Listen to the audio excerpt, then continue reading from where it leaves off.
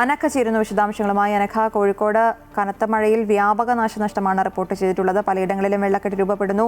ഉരുൾപൊട്ടൽ സാധ്യത മേഖലകളിൽ നിന്നും ആളുകളെ മാറ്റി തുടങ്ങിയിട്ടുണ്ട്.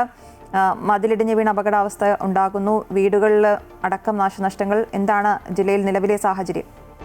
തീർച്ചയായും ഇന്നലെ അർദ്ധരാത്രി മുതൽ ജില്ലയുടെ പല ഭാഗങ്ങളിലും ശക്തമായിട്ടുള്ള മഴ തന്നെയാണ് ലഭിച്ചുകൊണ്ടിരുന്നത്. പൊതുവെ മലയോര മേഖലകളിലേക്കാണ് ഈ മഴ അതിതീവ്രമായി പെയ്യുന്നതെങ്കിൽ ഇക്കുറി ഇത് നഗരപ്രദേശങ്ങളിലേക്കും അതിതീവ്രമായ മഴ തന്നെയാണ് ലഭ്യമായിക്കൊണ്ടിരിക്കുന്നത്. ഏതായാലും മഴയ്ക്ക് ഇപ്പോൾ ചെറിയൊരു ശമിച്ചുകൊണ്ടിരിക്കുന്നു എന്നുള്ളതാണ് ഏറ്റവും പ്രധാനപ്പെട്ട കാര്യം. പക്ഷേ ഇടവിട്ട് മഴ ശക്തമായി തന്നെ പെയ്യുന്നുണ്ട്. ഇടവിട്ട് കാറ്റും ഉൾപ്പെടെ ലഭ്യമാവുന്നുണ്ട്. ഏതായാലും ബേപ്പൂരിലടക്കം മത്സ്യബന്ധനത്തിന് പോയ ബോട്ട് അപകടത്തിൽപ്പെട്ടു. ഏതായാലും ഇതിൽ 17 പേരെ രക്ഷപ്പെടുത്തിയിട്ടുണ്ട്. പലയിടങ്ങളിലും വെള്ളം കയറിയിട്ടുണ്ട്. മാവൂരിലും അതുപോലെ തന്നെ കോഴിക്കോട് നഗരപ്രദേശങ്ങളിലും ഇരുവഴിഞ്ഞിപ്പുഴയിലും അടക്കം വെള്ളം കയറിയിട്ടുണ്ട്. ഈങ്ങാപ്പുഴയിൽ ദേശീയപാതയിലാണ് വെള്ളം കയറിയിട്ടുള്ളത്. കോഴിക്കോട് വയനാട് ദേശീയപാതയിലാണ് വെള്ളം കയറിയത്. അല്പം കൂടി മഴ അതിതീവ്രമായി പെയ്യുകയാണെങ്കിൽ ഗതാഗതം പൂർണ്ണമായും സ്തംഭിക്കുന്ന ഒരു സാഹചര്യത്തിലേക്ക് ആണ് ഈ ദേശീയപാതയിലെ ഈ ഒരു വെള്ളക്കെട്ട് നീങ്ങുന്നത് എന്നുള്ളതാണ് ഏറ്റവും പ്രധാനപ്പെട്ട കാര്യം. ഏതായാലും താമരശ്ശേരി ചുരം വഴിയുള്ള അത്യാവശ്യമല്ലാത്ത യാത്രകൾ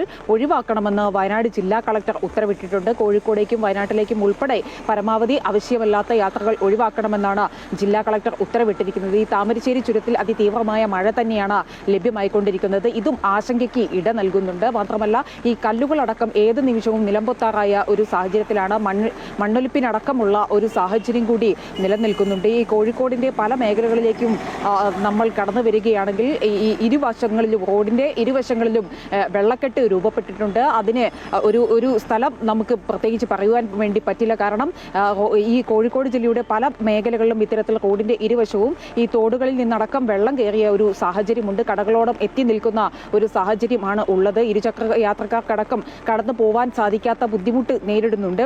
ഏതായാലും അതിതീവ്രമായ മഴ തന്നെയാണ് കോഴിക്കോട് ജില്ലയിൽ ലഭ്യമായിക്കൊണ്ടിരിക്കുന്നത്. ഇന്ന് വടക്കൻ ജില്ലകളിൽ റെഡ് അലേർട്ട് പ്രഖ്യാപിച്ചിട്ടുണ്ട്. കഴിഞ്ഞ ദിവസം ഓറഞ്ച് അലേർട്ട് ആയിരുന്നു. പിന്നീട് ഇന്ന് രാവിലെയോടുകൂടി അടക്കം ശക്തമായിട്ടുള്ള മഴ പെയ്യുന്ന ഒരു സാഹചര്യത്തിലാണ് ഇന്ന് 5 വടക്കൻ ജില്ലകളിലും റെഡ് അലേർട്ട് പ്രഖ്യാപിച്ചിട്ടുള്ളത്. കോഴിക്കോട്, കണ്ണൂർ, വയനാട് ഉൾപ്പെടെയുള്ള ജില്ലകളിൽ ഇന്ന് വിദ്യാഭ്യാസ സ്ഥാപനങ്ങൾക്കടക്കം അവധി പ്രഖ്യാപിച്ച ഒരു സാഹചര്യം കൂടിയുണ്ട്. ഏതായാലും മഴ ശക്തമായി പെയ്യുകയാണ്.